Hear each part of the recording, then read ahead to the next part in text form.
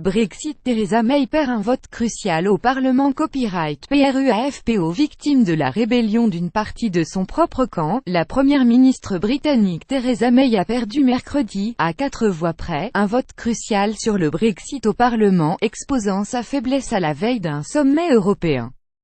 Malgré les efforts intenses déployés tout au long de la journée par le gouvernement pour s'y opposer, l'amendement a été adopté par 309 voix contre 305 à l'issue d'un débat de plusieurs heures organisé dans le cadre de l'examen du projet de loi gouvernemental sur la sortie de l'UE.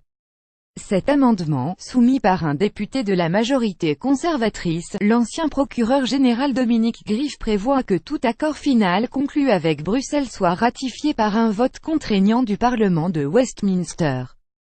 Son adoption, rendue possible grâce aux voix de 11 députés conservateurs rebelles, illustre plus que jamais la fragilité de Theresa May, qui, depuis son revers aux dernières législatives de juin et la perte de la majorité absolue, est à la merci d'une fronde parlementaire.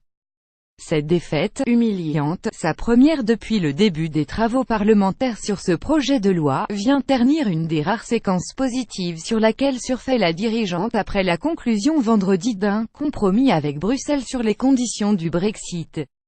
Elle tombe également fort mal pour la première ministre alors que s'ouvre jeudi à Bruxelles un sommet européen de 2 jours qui doit décider de passer à la deuxième phase des discussions du Brexit, sur les futures relations commerciales entre Londres et l'UE. Nous sommes déçus que le Parlement ait voté en faveur de cet amendement, a réagi dans un communiqué un porte-parole du ministère du Brexit. Nous allons maintenant déterminer si d'autres modifications sont nécessaires, a-t-il ajouté, quand, dans le même temps, les Tories rebelles et l'opposition travailliste, qui a très largement voté pour l'amendement, criaient victoire. Ce soir, le Parlement a repris le contrôle du processus de sortie de l'UE, a tweeté la députée conservatrice Nikki Morgan-Prue.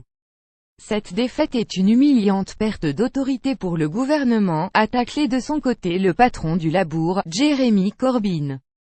Pour la militante anti-Brexit Jenna Miller, l'adoption de l'amendement est une victoire de la souveraineté parlementaire. La bataille parlementaire s'est focalisée sur une clause du projet de loi accordant au gouvernement les pouvoirs d'Henri VIII, une disposition lui permettant de modifier une loi en s'exonérant du plein contrôle du Parlement, mais qui fait tiquer nombre de députés craignant qu'elle ne s'applique plus largement au terme de la sortie de l'UE. Défendant son amendement, Dominic Grieve avait appelé la représentation parlementaire à ne pas donner de chèque en blanc au gouvernement. Trop tard. Jusqu'au dernier moment, le gouvernement avait tenté de faire pencher la balance, Theresa May et son ministre chargé de la sortie de l'UE, David Davis, montant au front pour tenter de convaincre les députés rebelles.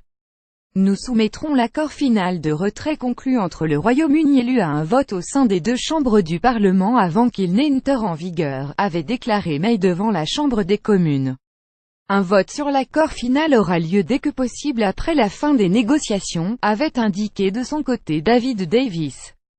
Et quelques instants avant le vote, le secrétaire d'État à la justice Dominic Raab s'était lancé dans une ultime tentative pour amadouer les députés rebelles, mais pour finalement s'entendre sèchement signifié par Dominic Grieve trop tard.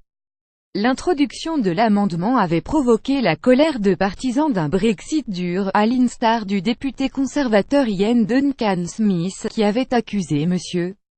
Grieve de chercher des moyens de faire dérailler le projet de loi. L'amendement, a-t-il argumenté, liera les mains du gouvernement dans ses négociations avec l'Union européenne. Alors que le vote de mercredi promet d'attiser encore davantage les divisions au sein des conservateurs sur le Brexit, le gouvernement n'a pas tardé à riposter en limogeant l'un des rebelles, Stephen Hammond, de son poste de vice-président du parti. 1-3-1-2-2-0-1-7-222 000 Londres. AFP. Copyright 2017 AFP.